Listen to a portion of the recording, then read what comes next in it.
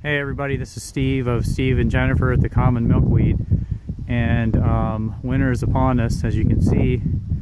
But I wanted to introduce our new greenhouse.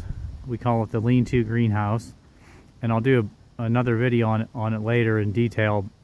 It's completely scrounged, but the thing I wanted to do right now, since I'm going to have to cover it up soon, is the footer drainage. This thing sits on an 8x8 treated post frame, but and it's pretty gravelly underneath here, so it drains pretty well, but we've got a lot of water sheathing off at the front of this, and the drive area is slightly uphill, so we got water laterally moving in this way.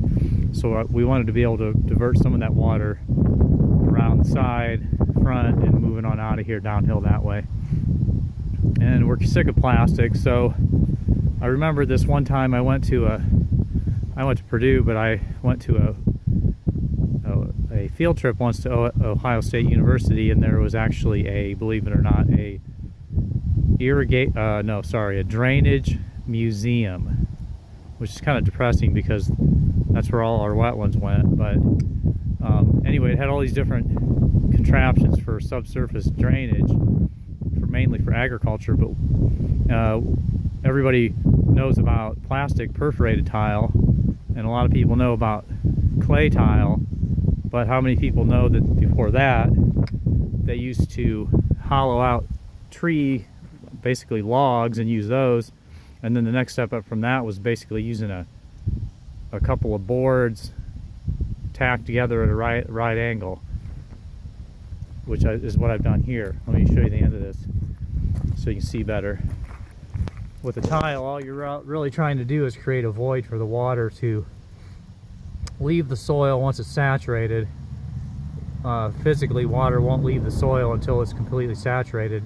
It won't enter the tile before it's completely saturated. So anyway, that's a sidebar, but so really all you need is a void, which I've created with the right angle on that board. You can see there's a void underneath the angle. So that really is all that needs to happen.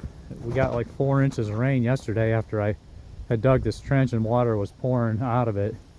So the same thing's going to happen underneath these boards. I'm going to backfill this with coarse and a river rock, like you can see here in the driveway, and then the water will quickly go through that, go underneath the sides of the boards and between the gaps in the boards, hit that opening in the tile, and go that way. I've got a slight downgrade to this, but head pressure would force it out anyway, but a little downgrade doesn't hurt. So anyway, that's our non-plastic, completely organic, repurposed subsurface tile footer drainage for our lean-to greenhouse, which I'll do some more detailed videos on later. Just backing up here so you can see it. It's on the side of our green barn, so it's pretty cool. More on that later. In the meantime, think about subsurface drainage, and you'll be asleep before you know it. Signing off.